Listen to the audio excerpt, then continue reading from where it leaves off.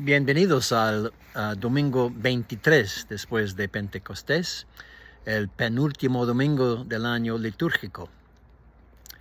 Viene el día, dice el Señor, en que todos los soberbios serán estopa. Pero para ustedes que me reverencian, saldrá el sol. Amén. El mundo occidental celebra el Año Nuevo el primer día de enero. Asia celebrará el nuevo año del conejo, del conejo, el 22 de enero. Pero el feliz año nuevo de nuestra iglesia llega dentro de 2 semanas, el primer domingo de Adviento, el día 27 de noviembre de este año. Todos los años, en este momento, antes del Adviento, escuchamos lecturas sobre el fin de los tiempos. Fue hace 2000 años que Pablo advirtió a su pueblo que el mundo estaba a punto de acabarse durante su vida, la vida de todos. Pero todavía estamos aquí. Y sin embargo, Pablo fue exacto en su predicción, porque recuerda mis palabras, el mundo se acabará durante tu vida. Sin duda, el mundo se va a acabar en tu vida. ¿Cómo sé yo eso? Porque cuando mueres, el mundo termina para ti. La Biblia es precisa y verás. Estar listo, pero no tengas miedo, solo prepárate. El reino de Dios por venir será uno en el que no habrá guerra, ni sufrimiento, ni sumisión, ni subordinación, ni división entre judío y griego, hombre o mujer, esclavo o libre. Y si Pablo hablara hoy, agregaría: no habrá homosexuales ni heterosexuales, inmigrantes ni residentes, demócratas ni republicanos. ¿Por qué? Mientras celebramos el próximo domingo, el último domingo del año, Cristo será el Rey. Ante el dolor del primer siglo en Tesalónica, el reino venidero, el fin del mundo, tal como lo conocemos, dio esperanza a San Pablo y a su pueblo. No miedo, esperanza. Y había una gran necesidad y una razón para tener esperanza. Las persecuciones romanas aún no estaban en pleno apogeo, pero habían comenzado en áreas aisladas. Y Tesalónica era una de esas áreas. Era una guerra. La guerra de Roma contra el cristianismo estaba comenzando. La imagen del reino venidero animó a los tesalonicenses a continuar frente al gran sufrimiento. El viernes pasado fue el Día de los Veteranos. Y sería difícil imaginar un sufrimiento mayor y generalizado que el sufrimiento causado por la guerra mundial. He llegado a creer que esos jóvenes soldados, marineros y aviadores que fueron a la guerra estaban de una manera muy real, consciente o inconscientemente, trabajando hacia una visión del reino de Dios. Sí, trabajando hacia una visión del reino de Dios.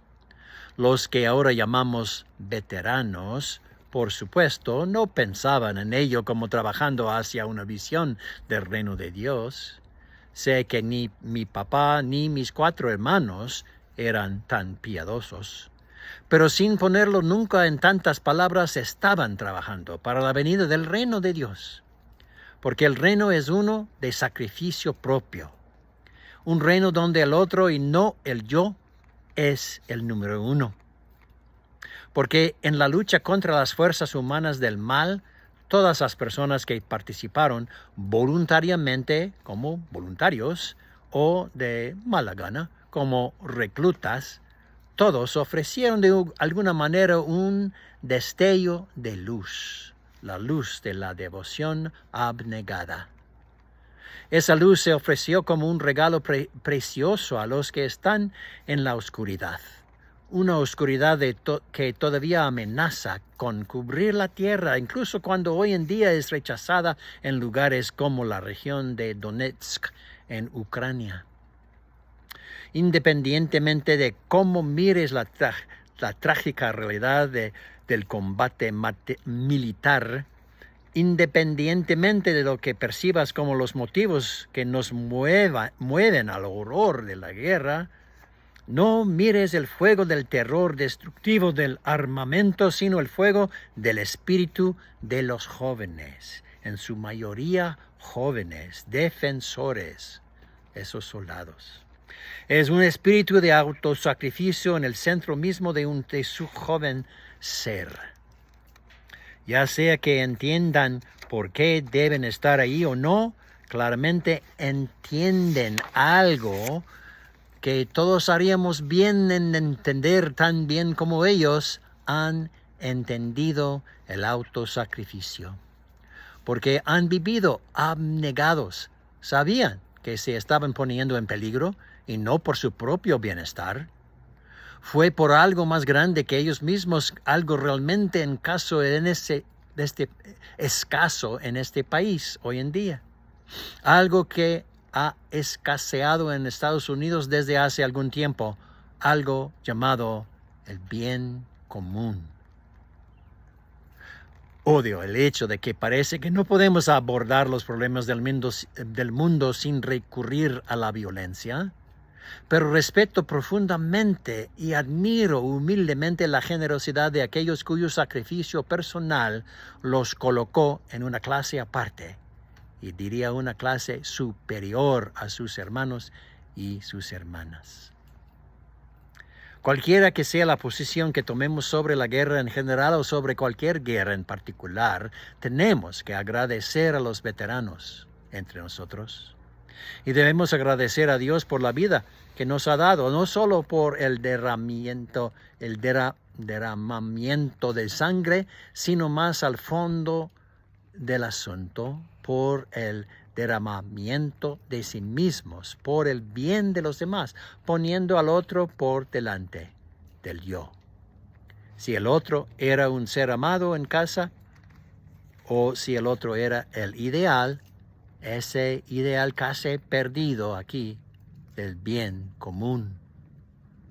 Ofrecido voluntaria y conscientemente, o simplemente sometiéndose al servicio militar obligatorio, siempre ha sido el autosacrificio de estos jóvenes, en mayoría jóvenes, lo que da crédito a las palabras del poeta Pablo Claudel: la juventud no está hecha para el placer, sino para el heroísmo.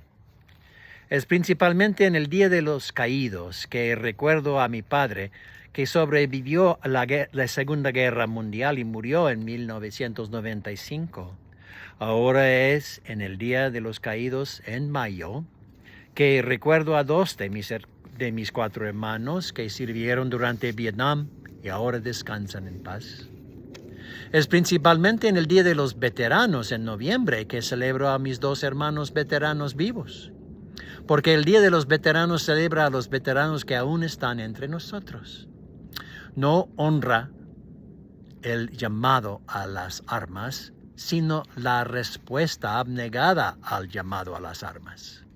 El autosacrificio de aquellos que alguna vez fueron jóvenes y ahora mayores pueden recordar aquellos días en los que quizás estaban en su mejor momento humano, sacrificando o listos para sacrificar si se les llama repentinamente su propia seguridad por el bien de los demás.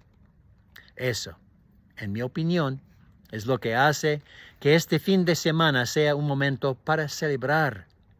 No es el blandir armas, sino el reconocimiento de la grandeza de la gente común, de la gente joven, de su disposición a entregarse, a sacrificar, tal vez incluso su propia vida por el bien del otro, el otro que tal vez ni siquiera apreciar o reconocer tan profundo endeudamiento.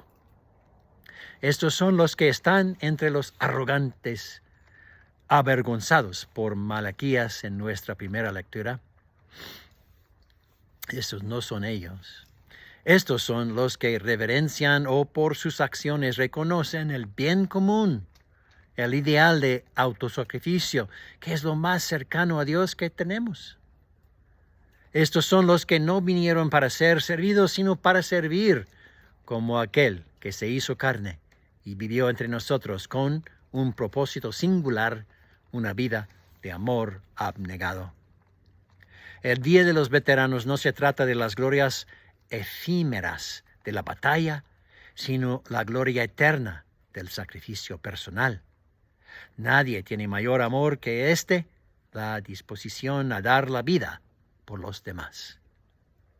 Viene el día, dice el Señor, en que todos los soberbios serán estopa, pero para ustedes que me reverencian, saldrá el sol. Amén.